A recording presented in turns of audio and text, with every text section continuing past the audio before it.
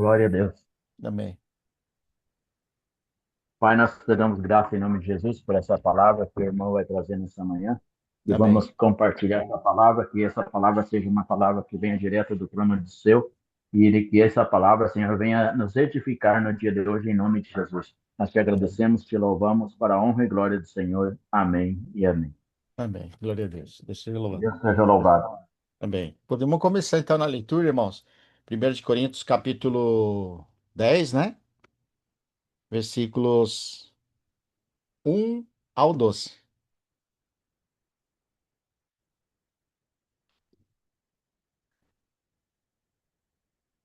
E diz assim, 1 Coríntios 1 ao 12, né? Meus irmãos, não quero que ignoreis no que nossos pais estiveram todos debaixo da nuvem e todos passaram pelo mar. Todos foram batizados em Moisés, na nuvem e no mar. Todos comeram do mesmo alimento espiritual. E todos beberam da mesma bebida espiritual, porque bebiam de uma fonte. Peraí, que aqui saiu. Porque todos beberam da mesma bebida espiritual, porque todos bebiam da rocha espiritual que os acompanhava, e essa rocha era Cristo. Mas Deus não se agradou da maioria, da maior parte deles. Por isso, seus corpos ficaram postrados no deserto. Essas coisas aconteceram como exemplo para nós, a fim de que não cobicemos as coisas más, como eles cobiçaram. Não vos torneis idólatras, como alguns deles foram, que está escrito: o povo assentou-se para comer e beber, e levantou-se para se divertir. Nem pratiquemos imoralidade, como alguns deles fizeram, e caíram um só dia 23.000.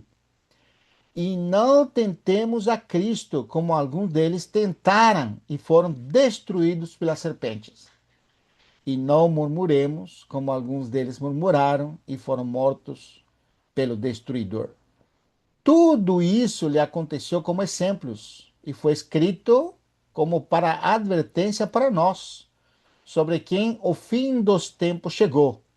Assim, aquele que pensa estar em pé, cuide para que não caia.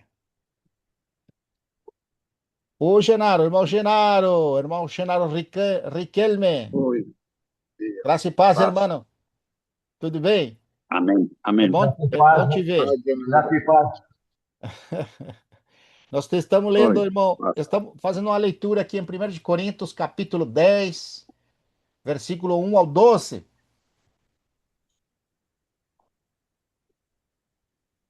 Opa, tá o chimarrão aí, hein? Ótimo. Então, eu começo aqui, mas eu só vou fazer uma pequena introdução para depois nós podemos compartilhar cada irmão, né? Os irmãos têm acompanhado as mensagens, nós temos desenvolvido várias mensagens sobre a pessoa do Pai, a pessoa do Filho e a pessoa do Espírito Santo, né? E nós falamos que não são três deuses, é apenas um Deus que tem três manifestações, vamos dizer, ou três maneiras dele ser enxergado. Quando nós falamos isso, não estamos falando de unicidade, né? Que o Pai e o Filho e o Espírito é a mesma coisa. Não, eles são três pessoas que estão coabitando um no outro. E quando nós falamos que coabitam, quer dizer que você não tem como separar eles. Por um lado, nós temos a plenitude do tempo, o Filho sendo manifestado. E os irmãos lembram disso, que nós abordamos bastante, né? Que ele, embora ele estava limitado, né, nesse momento que ele esteve aqui na Terra, não deixou de ser Deus. Ele era Deus. E nós vimos um versículo que era muito impressionante, e os irmãos até ficaram assim examinando isso aí, né? Que é Atos capítulo 20, versículo 28, que diz assim que a exortação do apóstolo Paulo, né? Os irmãos lembram desse versículo, que ele disse que aos presbíteros da igreja em Éfeso, né? Que Deus comprou com seu próprio sangue. Então, a igreja de Deus, que Deus comprou com seu próprio sangue. Então, muito rico, muito revelador, irmãos. Nós ficamos apenas com o que está escrito, né? Quando nós vemos que Deus, que por meio dele e para ele são todas as coisas, então a gente fica tranquilo, não tem essa dificuldade de poder crer simplesmente e tomar posse daquilo que Deus nos revela. E concluímos essa linha de mensagem, aliás, não terminamos, na última mensagem a gente não terminou, mas era sobre o propósito do Espírito Santo estar em nossa vida, né? E nós desenvolvimos essa última reunião e foram apenas 4 itens que nós conseguimos desenvolver. Eu acho que na próxima reunião ou na quarta-feira nós podemos continuar falando disso, né? E hoje, irmãos, o sentimento é assim: essa figura que os irmãos leram, a leitura que nós limos aqui, é muito significativo, porque quando nós trazemos aplicações espirituais, é um pouco complicado. Quando você traz, vamos dizer assim, isso significa aquilo, né? Você vai, por exemplo, no Antigo Testamento e você vai falar sobre coisas do Antigo Testamento trazendo uma aplicação espiritual. Muitas das aplicações espirituais podem até estar erradas, irmãos.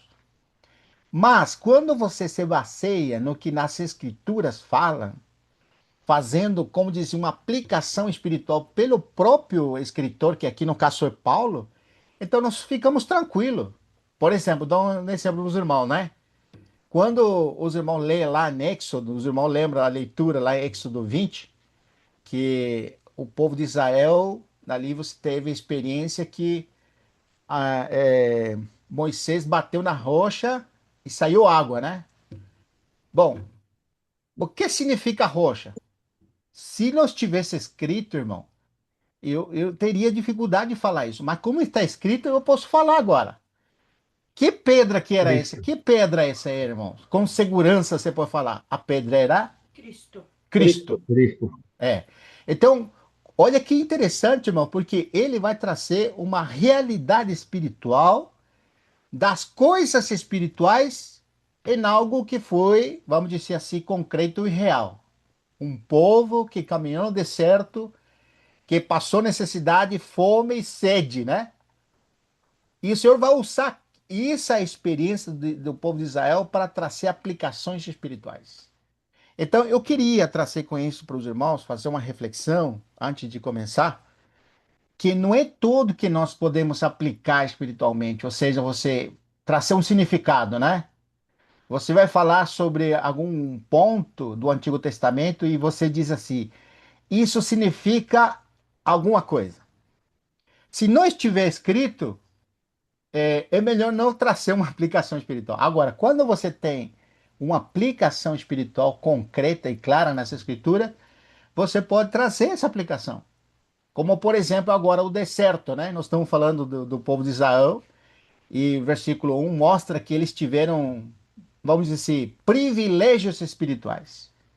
Mas isso não significa uma aprovação automática de Deus. Ou seja, por um lado, irmãos, vamos dizer assim, eles tinham a atenção de Deus em todos os detalhes, desde o momento que eles saíram de Israel. Vamos falar assim, quando eles saíram de Israel, saíram de uma maneira extraordinária. Se nós lembrássemos como foi o acontecimento deles ficar livres da escravidão e cruzar o Mar Vermelho, foi extraordinário, irmãos. Tudo que aconteceu, o desdobramento que aconteceu lá foi miraculoso. Eles foram libertos da escravidão do Egito de tal maneira que era uma prova incontestável de que Deus estava com esse povo.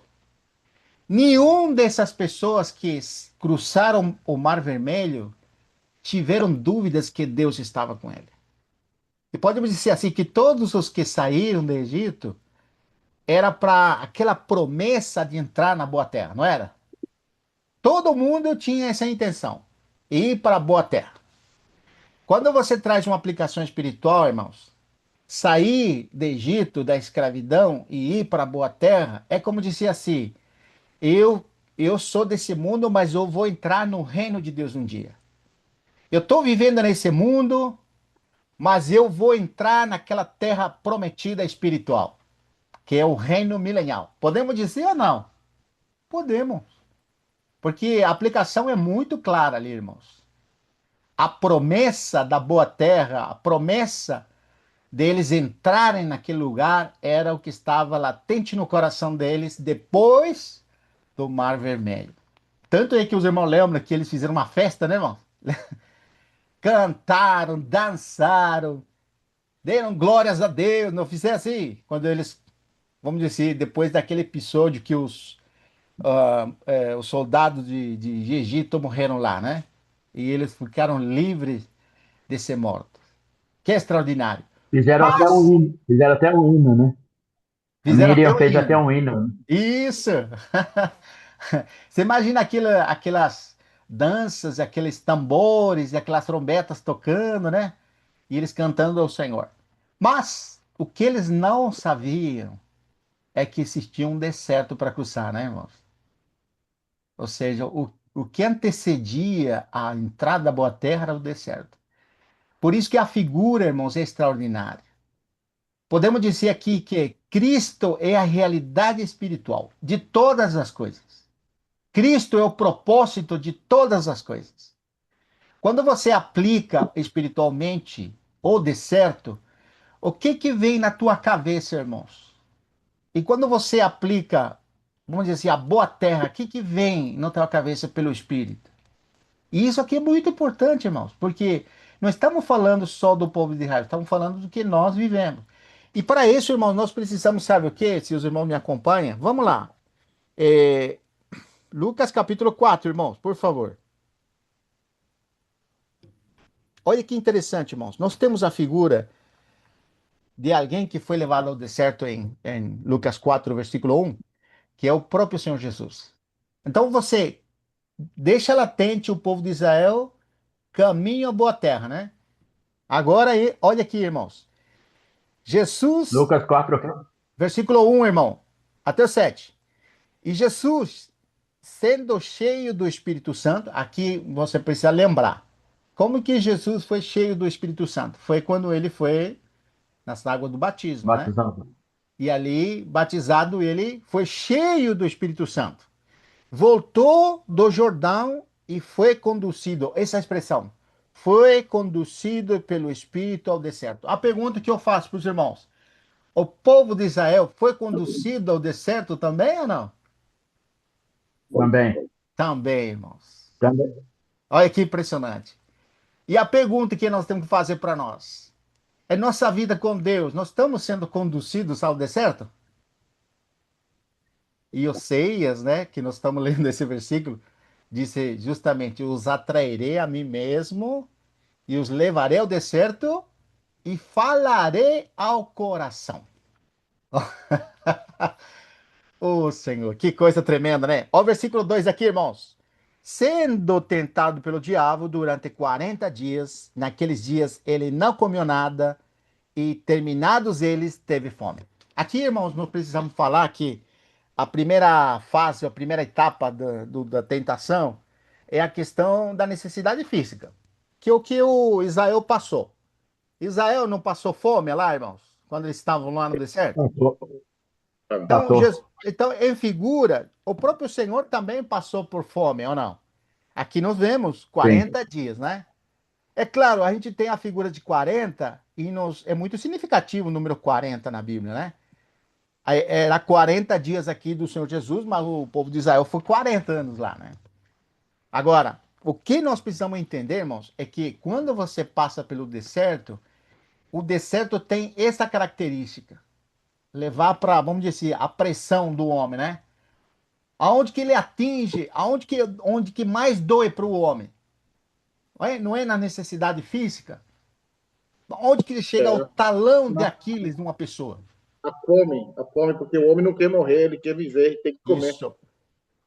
A gente aqui na América do Sul, eu não sei em outros lugares, mas na América do Sul a gente não sabe o que é fome, né?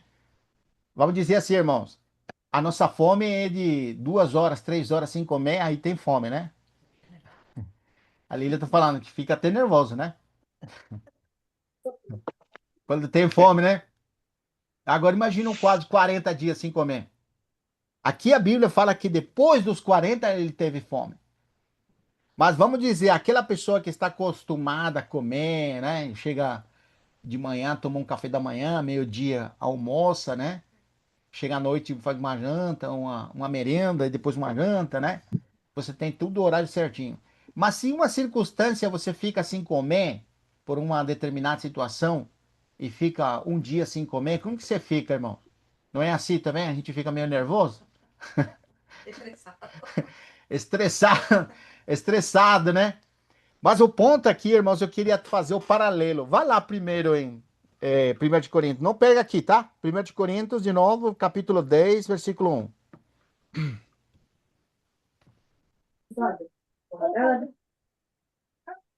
Versículo 3 do capítulo 10, irmãos. E todos comeram. Comeram do mesmo alimento. Isso. Pode ler, Do irmão, por mesmo favor. alimento. E todos comeram do mesmo alimento espiritual. Isso. E Versículo todos 4. beberam da mesma água espiritual, pois beberam da rocha espiritual que o acompanhava. E essa rocha era Cristo. Isso. Então, aqui nós temos. Aleluia. Aleluia. Nós temos a figura, irmãos, que nos ajuda, né? Então, podemos dizer assim que na circunstância que eles estavam passando no deserto, não tinha alimento disponível todo dia, né? Toda hora. Como é que era a experiência de Israel? Eles não tinham para comer, eles tinham que colher o maná diariamente para se To- alimentar, Todos, todos os dias. todos os dias. E o irmão Genaro deve lembrar, né? Se ele colhia mais da conta, o que acontecia com o resto? Apodrecia. Acontecia. Apodrecia, não servia para nada. Então eles tinham que colher apenas aquilo que eles podiam comer. A Exceto, porção, a é, porção exata para cada dia. exatamente, com a exceção de que no sábado, como No eles não sábado, podiam, isso, eles não podiam colher no sábado, então eles tinham que colher dobre na porção. sexta. Dobrado. É. Então, olha como que é interessante, irmãos, porque só para mostrar que era Deus, em primeiro lugar, não era o maná. Quando você pergunta o que significa maná, né? Você lembra o que significa? Significado de maná? Eles Não. pegavam assim e falavam assim: que é isto? Que é isto, né? Esse significa maná. Que é isto, né? Então, assim, ninguém sabia o que que era. Era maná, era alimento. Então, o que a gente tem que entender, irmãos, é que no deserto, quem alimentava o povo de Israel era Deus. Não era esforço deles, não era a capacidade deles, e não era o que eles queriam, era o que Deus estava dando. Esse alimento que o homem precisa para, vamos dizer assim, irmãos, lamentavelmente nós somos assim, né? Muitas vezes a gente fica frustrado porque às vezes não come o que quer. Eu estou falando fisicamente, né? Vamos falar assim, puxa, eu queria comer, mas não deu para comer, não alcançou esse mês para fazer um churrasco daqueles, né? Uma picanha? Ou senão, Uma a Lília fala picanha? assim, a Lília tá dizendo assim, quando a gente come um guiço assim, fraco, né? Que é isto, né? Que é isto que tá na mesa aqui? É o maná. Eu não É o vou comer maná. isso aqui. Hermano Riquelme, ¿vos ya dijiste eso o no? ¿Qué es esto? No voy a comer esto. É assim, né? Eles chegaram a falar, irmãos, olha como que foi a frustração deles, né? Todo dia maná, maná, maná, não havia outra coisa. Eles começaram a lembrar dos pepinos, dos alhos, das cebolas, lá no Egito, da carne, lá no Egito. E aí eles começaram a ver esse pão vil, né? Eles falaram pão vil, que dá fastídio. Olha só, irmãos. Agora, isso que nós precisamos ver, irmãos. Deus tem cuidado de nós e até demais. Eu posso falar por mim. Deus tem nos dado o que nós precisamos todos os dias. Por isso, Amém. irmãos, temos que ser grato pelo que Deus nos dá todos os dias. Amém. Vamos Tem que agradecer agradecer. sempre isso, pelo aquilo que Deus nos dá, a porção que Deus nos dá para nos sustentar. É o cuidado de Deus, irmão. Nunca tenhamos o sentimento de que a nossa capacidade, nosso esforço é o que Deus nos dá todos os dias. Então, aqui, por exemplo, o irmão Pão nosso Ronaldo, de cada, pão nosso de cada dia. pão nosso de cada dia. O irmão Ronaldo, ele trabalha com vendas, né? E eu também trabalho com Sim. vendas. Então, todos os dias é a provisão de Deus. Só sabemos trabalhar, o Genaro também, né? Ele, como dono da empresa, ele tem que depender do que Deus provê, né, irmãos? Né? Também trabalha com vendas. Então, Sim, graças ao Senhor pelo seu cuidado nessa parte de alimento. Mas vamos voltar a Lucas 4, por favor, irmãos. Lucas 4 de novo. Olha que interessante, irmãos. Lucas 4, nós precisamos lembrar que Jesus teve fome, depois dos 40 sim. dias. Então, tem um versículo em Deuteronômio que eu não preciso ir lá, vou falar de cor, né?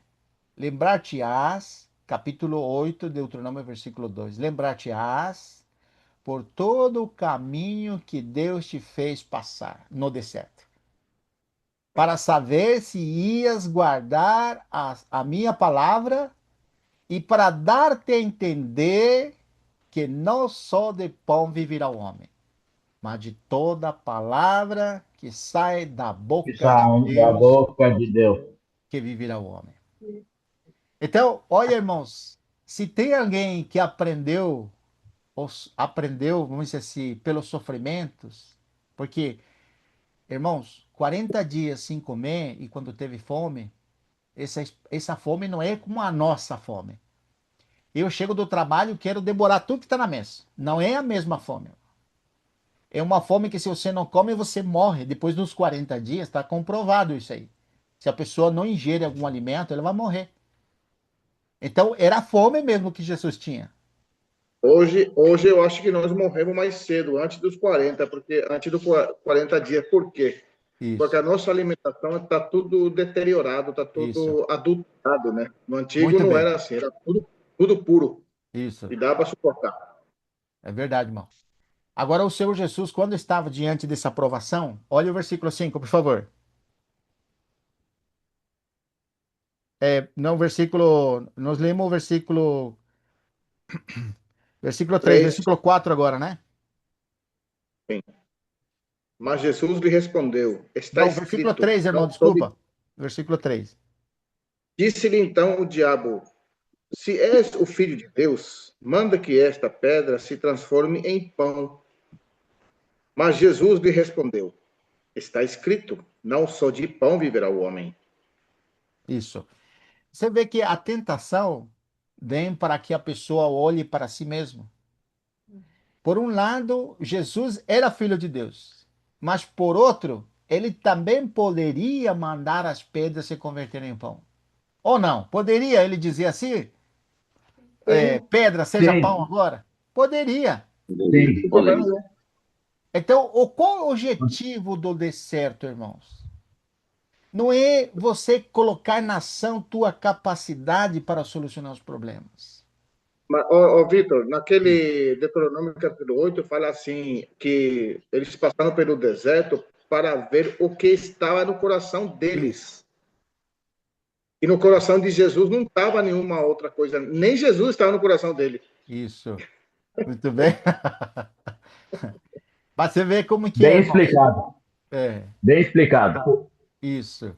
No coração de Jesus não tinha maldade, não tinha dor, Não, não tinha arrogância, soberba, isso. né? Muito bem. Não tinha fome de vida, né? Isso. Graças ao Interessante isso aí. Senhor. Uma coisa que nos traz um encorajamento, irmão, é que ele conseguiu vir à realidade espiritual do deserto. É numa situação física que ele estava passando, de uma necessidade, vamos dizer assim, é, uma necessidade, não é lógica, é uma necessidade essencial, essa palavra. É numa necessidade essencial do ser humano, ele conseguiu ver algo espiritual. É uma necessidade vital, a Lília está falando. Ou seja, na situação, no deserto, que você passa, que é algo físico, que é algo natural e, vamos dizer assim, essencial, você consegue trazer algo espiritual. Isso que nós precisamos, irmão, nossa experiência. a aplicação espiritual do que você está passando fisicamente com você, em teu entorno, para algo espiritual. Porque o Senhor Jesus, ele trouxe o sentido verdadeiro do que era alimento. Olha só, nenhuma necessidade de alimento físico, ele trouxe uma necessidade de alimento espiritual. Tá vendo, irmãos? Isso significa, irmãos, que quando nós passamos por situações, precisamos enxergar espiritualmente as coisas, irmãos. E isso quando nós vivemos, eu vou trazer uma aplicação agora do deserto, não somente de alimento. Quando você tem um confronto ou uma situação com alguém, você precisa ver as coisas espiritualmente, irmãos. Quando tem uma inimizade, uma briga, tem que trazer para o mundo espiritual isso aí. Calor do É. deserto. Porque nós estamos falando de alimento, mas às vezes, irmãos, nós não temos esse contexto de falta de alimento. Graças a Deus, eu acho que na América do Sul, em forma geral, apesar de que tem muitas necessidades e muitas pessoas passando necessidade, acho que na maioria das pessoas que vivem aqui tem para comer.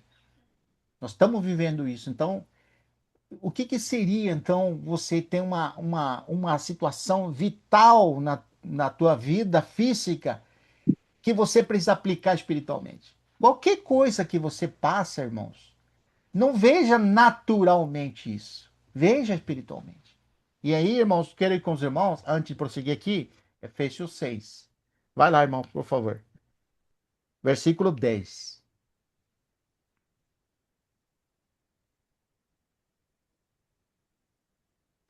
Sejam fortes, não em vocês, senão na força do Senhor. Ele fala assim, versículo 11. Revesti-vos de toda a armadura de Deus, para que possais estar firmes contra as ciladas do diabo. Irmãos, nós, quando mais naturais somos, menos percebemos o mundo espiritual.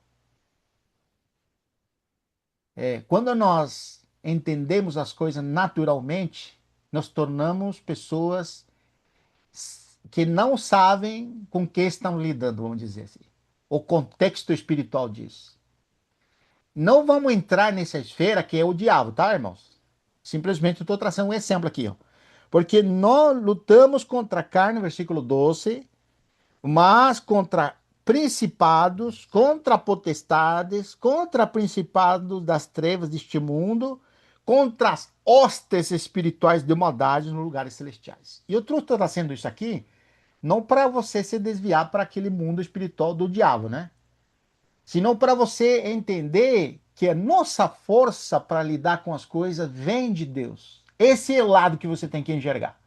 Mesmo que seja o diabo, o que te sustenta é a força do Senhor para você perseverar firme. Não importa qual seja a aflição física que você vive. Porque, irmãos, tem irmãos sofrendo com situações terríveis, né? Com doenças, com problemas, né? Com deficiências. Aonde que vem a força para prosseguir cada dia, irmãos? É do Do Senhor. Senhor. A minha força é o Senhor. Que nessa Da manhã, onde virá nossa? amém, de onde que virá, né, irmão Ronaldo? Meu socorro. É. Meu socorro vem do Senhor. Então você vê como que o Senhor Jesus, nesses 40 dias que ele teve fome, ele aplicou espiritualmente, onde se trouxe a realidade espiritual que não só de pão viverá o homem. Irmãos, quando uma pessoa não tem saúde, ele pode dizer assim: não sou da saúde física que eu vou viver, mas da força que vem do Senhor, irmãos. Você sabe que o doente não tem mais força, né? Tem gente que fica até deitado, não consegue se levantar. Mas ele pode Nem proclamar. orar. Ele pode proclamar assim: a minha força é o Senhor. Quando você levanta de manhã, irmãos, aí você levanta cansado. Já aconteceu com você, parece que você passou por uma guerra à noite, dói tudo. Espancaram você e levanta assim, um pé meio vai levantando, o outro quase que não quer levantar. E se parece que o dia já começa derrotado, né? Já, não acontece com os irmãos isso? Você pode proclamar, irmãos, a minha força vem do Senhor. Irmãos, a minha força vem do Senhor. Aleluia, glória a Deus. Versículo 5 aqui de Lucas 4, irmão. Vamos lá. Lucas 4, versículo 5 agora. E o diabo, versículo 4 ainda, né? Aí o Senhor falou: não só de pão viverá o homem. E Jesus respondeu, dizendo: está escrito, não só de pão viverá o homem, mas de toda palavra que sai da boca de Deus viverá o homem. Então, quando nós lembramos, irmãos, o que Israel não tinha na época que eles saíram do deserto? Porque eles viviam na escravidão. O que eles não tinham quando estava na escravidão do Egito? E você vai falar, não tinha liberdade, verdade. É verdade, não A tinha palavra, liberdade. né? Eles Não não tinha a tinham palavra palavra de de Deus. Deus. Isso, não tinha palavra de Deus. Mas agora, no deserto, Deus está falando. Deus começa a falar com eles. Por isso que é interessante a expressão os atrairei para mim mesmo. Lembra que Moisés ia ter Faraó, falava assim: liberta meu povo, né? Para que ele me sirva, para que ele venha a mim. Lembra dessa expressão que usava lá Moisés? Mesma coisa hoje, irmãos. O deserto tem um objetivo, é nos fazer trazer o valor mais importante da nossa vida. Você esquece do que você pode e você se olha para o que Deus realiza pela sua palavra. Você esquece a tua capacidade, você não confia mais em você, mas você começa a olhar para o que Deus fala. Esse é o objetivo do deserto, irmãos. A palavra de Deus tem que ser o mais importante para nós. Quando a palavra de Deus não está sendo importante para nós, não está produzindo o que ela quer, então nós precisamos do deserto, irmãos. Porque no deserto, irmãos, vai acontecer duas coisas. Ou nós vamos morrer no deserto por incredulidade, ou nós vamos nos apegar com mais firmeza às verdades ouvidas. Duas coisas, irmãos. Ou a gente desiste de nossa fé, ou se apega com mais firmeza às verdades ouvidas. Duas coisas, irmãos. Vamos nos apegar com mais firmeza às verdades ouvidas e delas jamais nos desviaremos. Isso que nós precisamos apegar-nos às palavras de Deus, porque elas têm a capacidade de produzir vida, irmãos. Ela é que nos liberta, irmãos, de nós mesmos. Nós falamos outro dia sobre Deuteronômio 8, né? E você sabe, irmãos, que quando o Deuteronômio 8 foi escrito, era o final dos 40 anos já. Ou seja, quando o Moisés está falando para aquele povo que estava a um passo de entrar, já estava próximo de entrar na Boa Terra, já tinha transcorrido 40 anos. E aquela geração não era mais a geração somente, vamos dizer assim, que manifestou incredulidade no deserto. Porque a maioria deles já tinha morto, irmão. Olha, impressionante, irmãos. Essa geração nova, que agora estava pronta para entrar na Boa Terra, o que sobrou para eles, o único que eles tinham era o que Deus falava. O único que eles davam atenção, que eles aprenderam isso, era ouvir ao Senhor, o que ele falava. Essa é a chave, irmãos, para nós sairmos de nós e ver o que Deus quer. Porque o problema sempre foi olhar para nós. Você sabe que a artimanha do inimigo é fazer olhar para nós e a nossa situação? Irmãos, quando você tem dificuldades, sabe por que nós estamos vendo dificuldade? É porque você está olhando para você.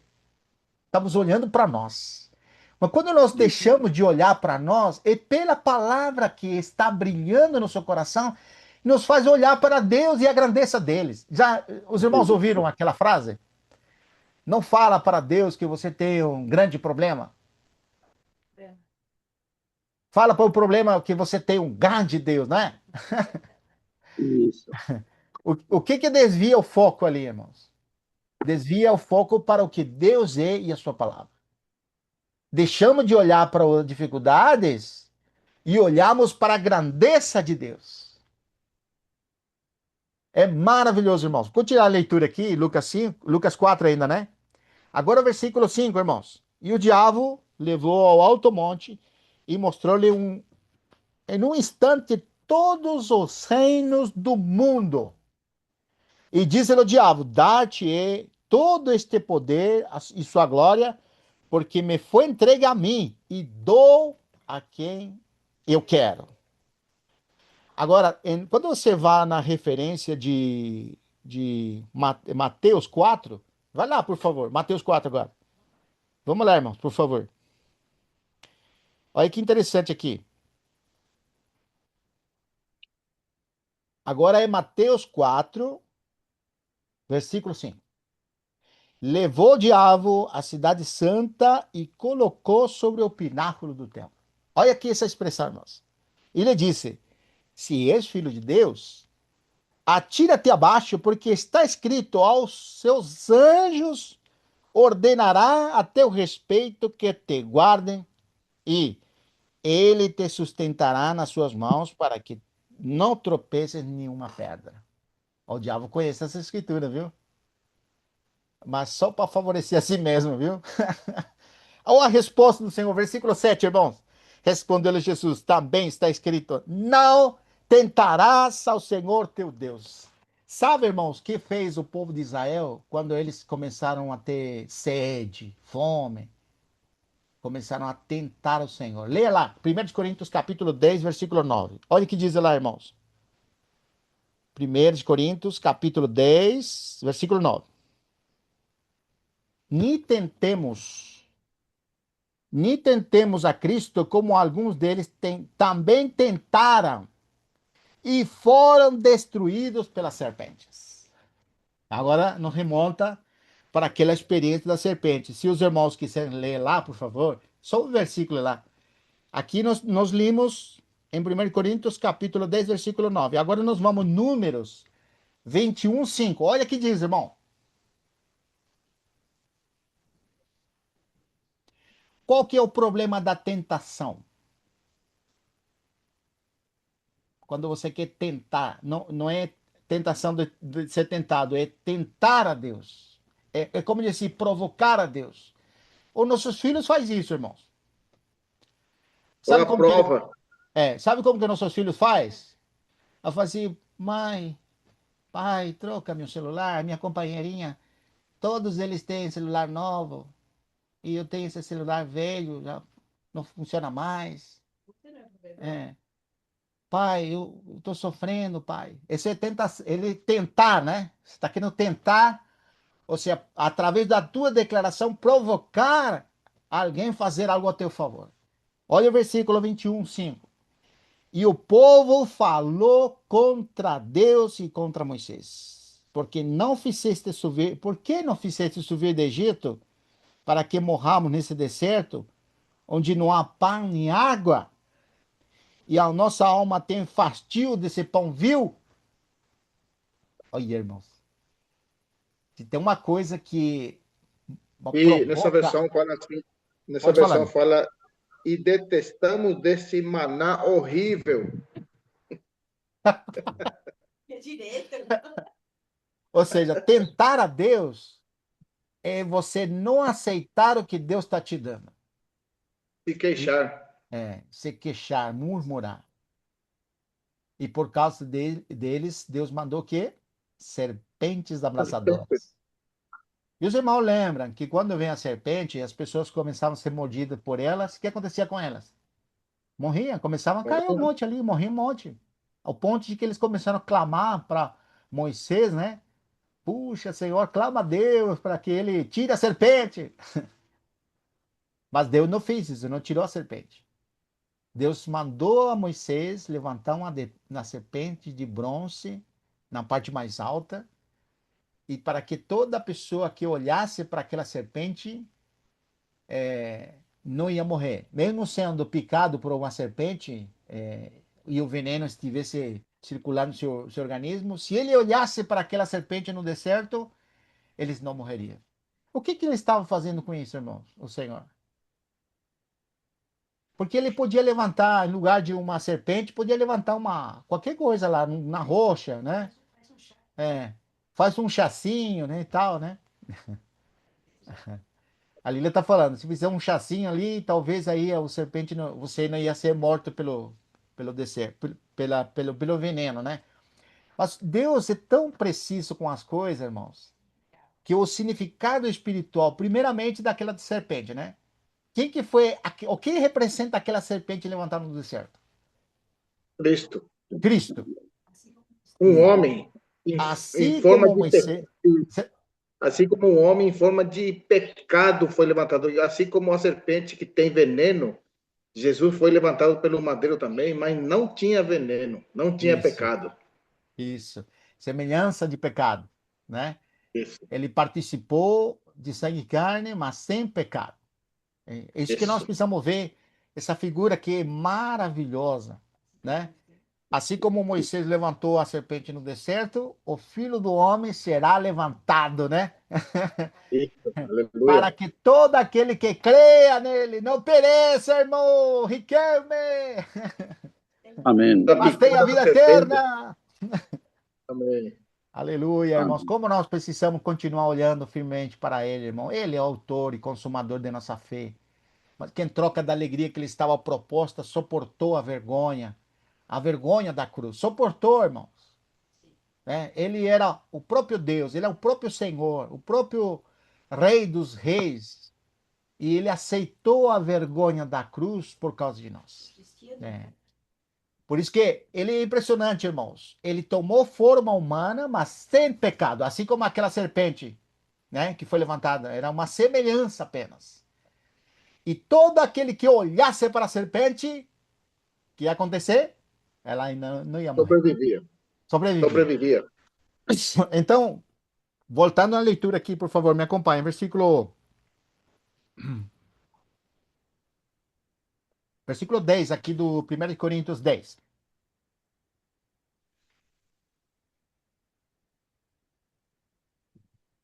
Ni murmureis, como também alguns deles murmuraram e foram destruídos pelo destruidor. Olha isso aqui impressionante, irmãos.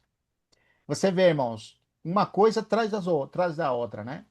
Quando nós começamos a murmurar, vamos dizer assim, você começa a se tornar alguém que vamos dizer assim, vai chegando no momento de ofender a Deus. Porque Deus suportou a murmuração deles. Por 10 vezes tentaram o Senhor, né? Então, vem uma tentação, vem um provocar a Deus uma vez, provoca outra vez.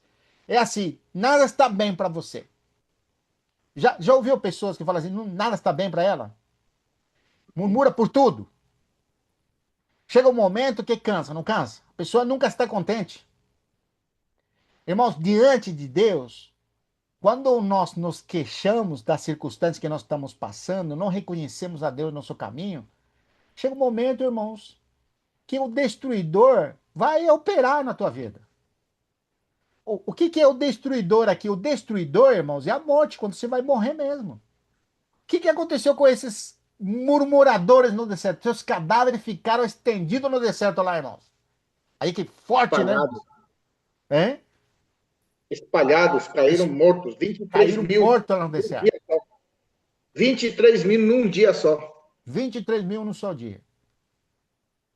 E não vos torneis, ó, aqui no versículo 7, irmãos. E antes de eu entrar no 7 de 1 Coríntios, vamos voltar lá me acompanhe de novo em Mateus, capítulo 4. Agora Mateus, é? Uhum. Versículo 8 na diante. Bom, novamente o diabo levou ao monte altíssimo. Bom, na segunda tentação, levou ao pináculo do templo, né? E você sabe que pináculo do templo é interessante, irmão, porque a figura é extraordinária. É aquela pessoa que conhece as coisas de Deus e que aproveita as coisas de Deus para tirar vantagem. Esse é quando você coloca o sentido acima.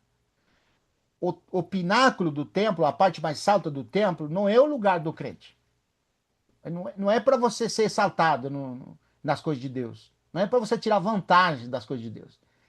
Para aproveitar, né? Escrito está, gente, que ele mandará seus anjos para que teus pés não tropecem em pedra, né? Você vê? Vamos tentar o Senhor na nossa vida? Não, irmãos, não é assim. Não tentarás ao Senhor teu Deus. Agora no 8. Novamente o diabo levou o monte altíssimo e lhe mostrou os reinos do mundo e a sua glória. Isso aqui, irmãos, é muito forte na vida das pessoas, porque nós estamos falando de Jesus aqui, mas constantemente nós estamos olhando para as possibilidades que nós temos nesse mundo. Irmãos, nesse mundo, irmãos, você pode até ganhar dinheiro, pode ser até uma pessoa de sucesso, mas ainda continua sendo mundo. Por isso que o Senhor fala: não ameis o mundo, nem as coisas que há no mundo. Porque se alguém amar o mundo, o amor do Pai não está nele. Porque as concupiscências da vida, a vanagloria da vida, a concupiscência dos olhos, não procedem do Pai. Mas procedem de quê, irmãos? Do diabo. Do diabo. Por isso que Jesus foi levado a um lugar altíssimo, né? Para ver o que? O reino desse mundo e a glória desse mundo. Ali em Lucas 4 fala que tudo isso foi entregue ao diabo. Ele é o príncipe deste mundo. O mundo jace no maligno. Não é assim, irmãos? E ele dá a quem ele quer. Mas qual que é a condição para ele te dar todo esse mundo, essa riqueza desse mundo? Se postrado me adorar. Eu acredito que nenhuma das pessoas vai cultuar o diabo. Cultuar é assim, você prender uma vela para o diabo, né? Como assim as pessoas prendem vela para um santo, para né, para uma coisa assim. Ninguém vai fazer isso. Mas quando nós Entre os crentes, né? Entre os crentes não faz isso, porque não hoje faz já está isso. liberto, já liberado já. Para Isso, quem quer adorar o diabo, pode adorar, que tem até templo, né? Mas isso, entre os crentes, ninguém é abertamente, nem sabe que está adorando. isso. Aí que eu queria entrar. Mas quando nós sucumbimos a, vamos dizer assim, aquilo que o mundo nos oferece, né? O mundo te ofereceu muitas coisas, irmãos. Talvez você não te ofereça riquezas e muitas coisas, mas às vezes é aquilo que satisfaz a tua alma, aquilo que te produz prazer. Quando sucumbimos a isso, irmãos, nós estamos adorando ao diabo. Isso aqui é extraordinário, irmãos. Por isso que o lavar dos pés, que o irmão Maurício sempre fala, né? Quando vem uma palavra assim, dá uma chacoalhada em nós, irmãos. Nós não somos desse mundo. Nós não estamos aqui para que o nosso prazer seja das coisas desse mundo. Eu não estou falando que você não tem que viver bem. Entenda isso. Não estou falando que você vai morar debaixo da ponte e comer resto de lixo de supermercado. Não estou falando isso, irmãos. Mas quando o nosso coração sucumbe às glórias desse mundo, irmãos, nós tornamos idólatras desse mundo e o que esse mundo nos oferece. Por isso que o amor do Pai não está nele, aquele que ama o mundo. Não ameis o mundo, nem as coisas que há no mundo, irmãos. Porque senão é evidência clara de que o amor do Pai não está em nós. E isso aqui é muito significativo, irmãos. Eu estava perguntando outro dia, o que significa amor do Pai morar em nós? Que diferença tem? Por que sucumbir às coisas desse mundo não está o amor do Pai? Porque o amor do Pai, irmãos, ele nos oferece um mundo que há de vir. O desejo de Deus é que tenha muitos filhos em glória, mas não é desse mundo. Jesus falou: eu vim a esse mundo. Eu não sou desse mundo. Eu vim a esse mundo para dar testemunho da verdade. E todo aquele que dá verdade ouve a minha voz. Viu, irmãos? Ou seja, no mundo que nós estamos vivendo, não é o que o Senhor prometeu.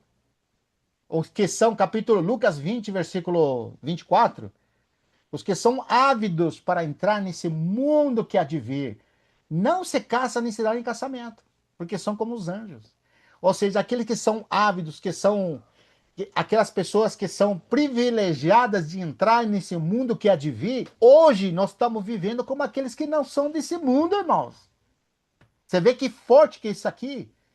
Agora entra em 1 Coríntios, por favor. 1 Coríntios, irmãos. Capítulo 10, versículo 7. 1 Coríntios, já termino aqui. 1 Coríntios, capítulo 10, versículo 6. Versículo 7. Nem sejais idólatras, como foram alguns deles. Irmãos, quando eles saíram do deserto, puxa vida, que libertação, né? Ah, foram libertos do cativeiro do Egito, agora somos livres.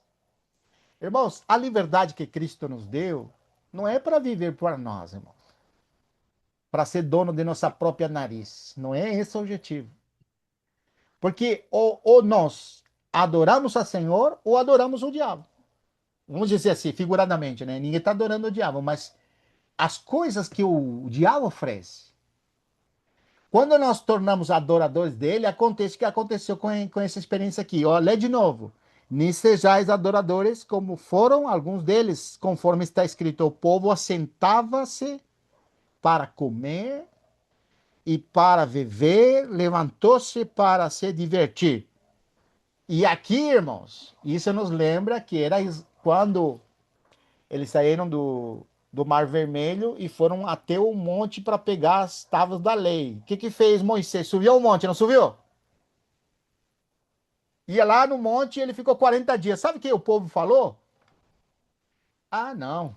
Moisés com certeza morreu lá. Agora nós somos livres. Aí sentou-se para comer e se divertir. E fizeram até um becerro de ouro lá para adorar. Isso aí, Arão fez aquele becerro de ouro, né? E falou assim: esse aqui é que tirou vocês do Egito. Puxa vida, que terrível, né? Você vê, irmãos, como que é a adoração desse mundo? É assim, ninguém pode servir a dois senhores, porque amará um e aborrecer-se-á do outro. Ninguém pode servir a Deus e a riquezas. Com Deus não tem esse, irmãos. Não, eu não amo a riqueza, mas eu amo a Deus. Ou nós somos de Deus, ou somos desse mundo. Ou nós adoramos a Deus, ou adoramos ao diabo. Assim de simples com Deus, irmão. Olha quando continua aqui. Nem cometamos fornicação, como alguns deles cometeram e caíram em um dia 23.000. Porque a degradação, irmãos, da carne é assim: nós vamos perdendo a sensibilidade das coisas de Deus, ao ponto que nós tornamos insensíveis e nos entregamos a toda sorte de prazeres deste mundo. Tem um versículo aqui, irmãos, me acompanha lá, por favor. Lucas 24. Lucas 24. Acho que é 37, hein? Vamos ver.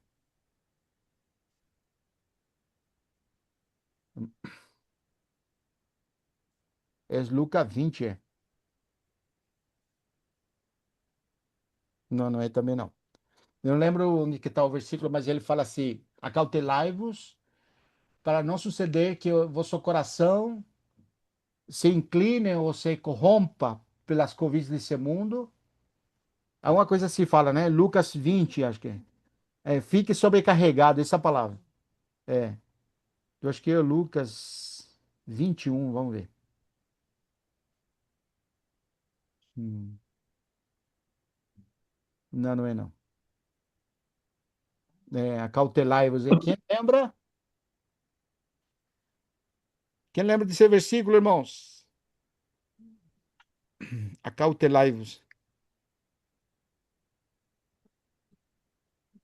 É, exatamente. O vosso coração. Está em Lucas.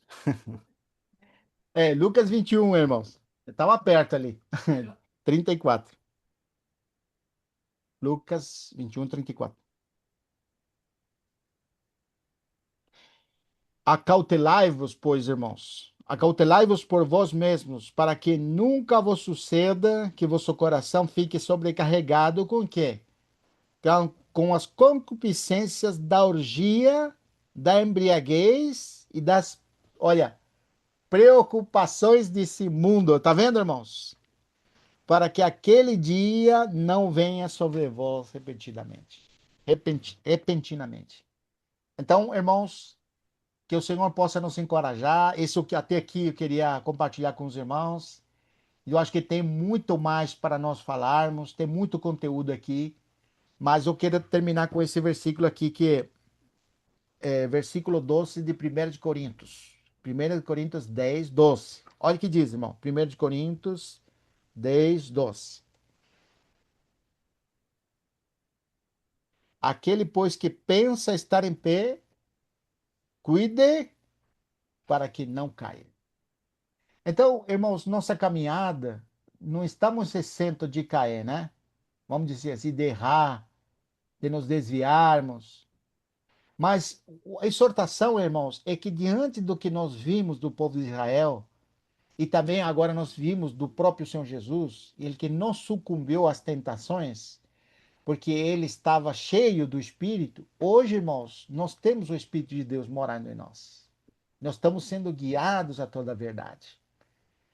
Embora em nós, nossa natureza, ela, vamos dizer, se inclina para o mal, nós temos agora, irmãos, pela fé, o Espírito morando em nós. Que a palavra de Deus atuante, ela que opera, irmãos, em nós, tanto querer como realizar pela sua boa vontade. Então, nós temos as armas de nossa milícia, não são carnais, para nós sucumbirmos ante o que nós somos e ante a pressão desse mundo. E como disse assim, porque a nossa força vem do Senhor. Então, aqui esse versículo nos diz: aquele que pensa estar em pé, cuide para que não caia. O que significa isso, irmãos? Quando nós estamos em pé, é porque estamos em Cristo. Então, toda vez que você está ancorado nele, firmado em Cristo, dificilmente nós vamos ser arrastados pelo engano, irmãos, de nosso coração. E se nós estamos, de alguma maneira, longe do Senhor, ou fora dessa esfera onde Ele governa, podemos nos arrepender e voltar logo, irmãos, para o Senhor, onde nós encontramos a força, o refúgio e a fortaleza para vencermos esse mundo. Para que sejamos aqueles que aceitam o convite de entrarmos tomar posse do que nós somos. Em Cristo nós somos mais que vencedores, irmão. O Senhor Jesus falou: eu venci o mundo. No mundo passareis aflições, mas tem bom ânimo. Eu venci o mundo. E qual é a vitória, irmãos, que vence o mundo, irmãos? É a nossa fé. Vamos prosseguir firmes. Firmes na fé até o fim, irmãos. Cada dia com Cristo. Hoje é com Cristo. Amanhã também. Todos os dias com Ele.